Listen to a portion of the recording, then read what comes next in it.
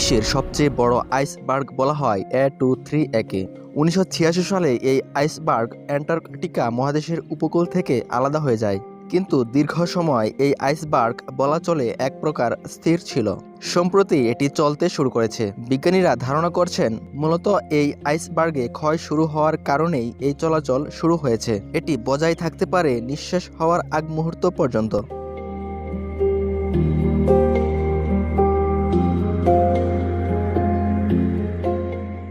British সংবাদ মাধ্যম বিবিসির এক প্রতিবেদনে বলা হয়েছে, আয়োজ এক্সপিডিশন নামে একটি বেসরকারি প্রতিষ্ঠানের একটি জাহাজ কিছুদিন পূর্বে A238 এর কাছে পৌঁছেছিল। জাহাজটির গবেষকরা আইসবার্গের দেওয়ালে বিভিন্ন গুহা ও খিলানের মতো আকৃতি দেখতে পেয়েছেন, অথচ বেশ কয়েক মাস আগেও এই জায়গাগুলো ভরাট ছিল বলে দেখা গেছে স্যাটেলাইট থেকে তোলা ছবি থেকে। বিজ্ঞানীরা বলছেন, মূলত উষ্ণ বায়ু ও সমুদ্র পৃষ্ঠের উষ্ণ পানির প্রবাহের কারণে এই আইসবার্গ অ্যান্টার্কটিকা থেকে যত দূরে সরছে ততই এটি দ্রুত গলে যাচ্ছে। তারা বলছেন, চূড়ান্ত বিচারে আসলে গলে গিয়ে নিঃশেষ হয়ে যাওয়াটাই এর নিয়তি।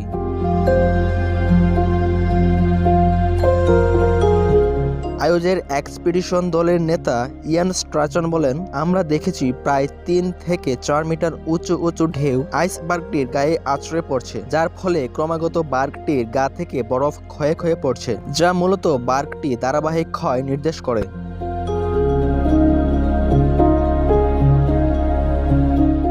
প্রায় 4000 বর্গ কিলোমিটার 1500 বর্গমাইল আয়তনের হিমশৈলটি অবস্থান ওয়েডেল সাগরে। এর আয়তন নিউ ইয়র্ক সিটির প্রায় 3 গুণ। পশ্চিম অ্যান্টার্কটিকার ফিলচনার রোনে আইস শেলফ থেকে 1986 সালে ভেঙে যাওয়ার পর থেকে ওয়েডেল সাগরের তলায় নিচের অংশ লেগে আটকে যায় হিমশৈলটি। তারপর থেকে ওই জায়গাতেই অবস্থান করছিল। সাম্প্রতিক স্যাটেলাইট চিত্রগুলো থেকে জানা যায়, প্রায় 1 ট্রিলিয়ন বা 1 লাখ কোটি টন ওজনের হিমশৈলটি এখন দ্রুত বাতাস ও স্রোতের সাহায্যে অ্যান্টার্কটিকা উপদ্বীপের উত্তরের প্রান্ত অতিক্রম করে যাচ্ছে। ব্রিটিশ অ্যান্টার্কটিক সার্ভে হিমবাহ বিশেষজ্ঞ অলিভার মার্শ জানান, এই আকারের একটি হিমশৈলকে জায়গা বদল করতে দেখার ঘটনা সচরাচর ঘটে না। কাজেই এর চলাটা গভীরভাবে পর্যবেক্ষণ করছে বিজ্ঞানীরা। এক পর্যায়ে এটি স্রোতের কারণে আইসবার্গ এলি নামে পরিচিত একটি পথে দক্ষিণ মহাসাগরের দিকে যাওয়ার সম্ভাবনা আছে, যেখানে অন্ধকার জলে এ ধরনের আরও হিমশৈলের দেখা মেলে। অলিভার মার্শ বলেন, সময়ের সঙ্গে সঙ্গে এটি সম্ভবত সামান্য পাতলা হয়ে গেছে এবং কিছুটা অতিরিক্ত প্লবতা পেয়েছে, যা এটিকে সমুদ্রের তল থেকে মুক্ত হতে এবং সমুদ্রের স্রোতের ধাক্কায় চলা শুরুর সুযোগ করে দিয়েছে।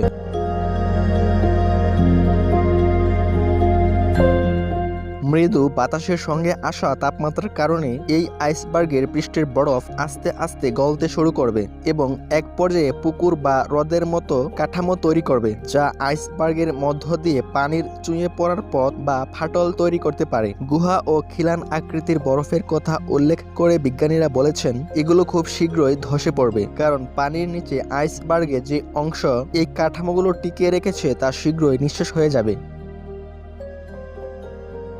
Shahin Sami, spider news.